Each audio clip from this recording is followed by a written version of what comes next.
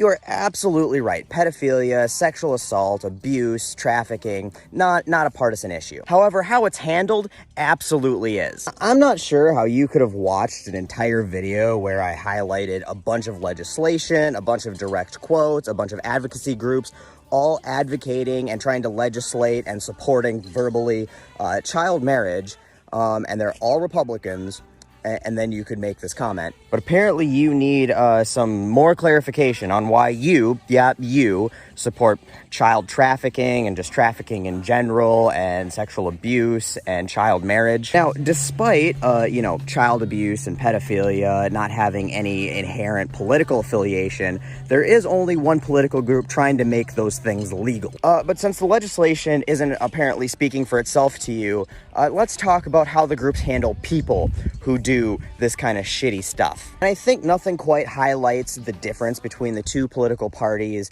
than Al Franken. Al Franken was a senator from my home state of Minnesota and was a political powerhouse, arguably swung a dick bigger than anybody in the fucking Senate. And that man was undoubtedly the Democrats' MVP of the upper chamber. He most likely would have went on to be president eventually. Before Al Franken was a senator, he used to be a comedian, and he was on SNL for a while. On a USO tour where he was entertaining the troops while he was a comedian, he did something, incredibly inappropriate and uncalled for. He took a picture pretending to touch the breasts of Leanne Tweeden, a conservative radio host that he was on tour with out there. And then the anti-cancel culture crowd, who cancels fucking everything, decided it was Al Franken's time to be canceled. So over a decade after this picture was taken, they released it and made a big scandal about it. And absolutely as they should. It was something inappropriate and something he needed to answer for and be held accountable for. There's a perspective y'all should try out sometime. And how did the Democrats respond to this? They forced him to resign. A bit of an overkill reaction for the crime, in my opinion, but nonetheless, that's a pretty good snapshot of how the Democratic Party handles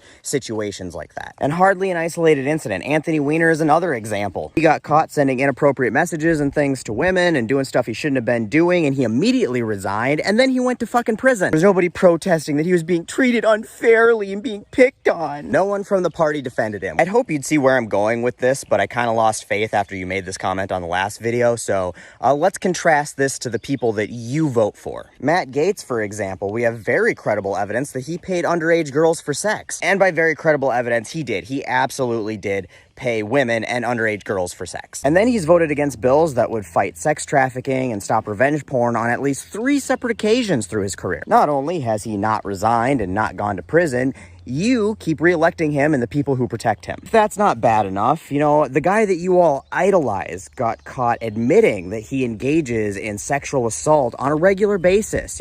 Grab him by the pussy, they just let you do it. He's raved about how sexually attractive he finds his own daughter, even when she was a minor, on television. He was personal friends with Jeffrey Epstein, who recruited underage girls from his resort. And when talking about Jeffrey Epstein, he said, hey, he's a terrific guy who likes beautiful women as much as I do. Many of them on the younger side. He's openly bragged about just being able to walk into the dressing rooms at Miss America and Miss Universe pageants where there's barely, if at all, dressed teenage girls. He paid hush money to cover up his affairs with porn stars. He appointed Supreme Court judges who have been accused of rape. And did your party demand his resignation? Did it stop you from voting for him? Did it stop you from vehemently defending all of his indefensible actions? Nope, you tried to overthrow democracy to keep him as your supreme leader. So yes, Republicans do support these things. You support these things. Abuse, trafficking, child marriage, pedophilia, these may not be partisan behaviors, but they are certainly partisan issues. Issues about behaviors that you, your cohorts, and your party vote to perpetuate, vote to expand, vote to remove accountability for those actions. And if that makes you feel bad, then good.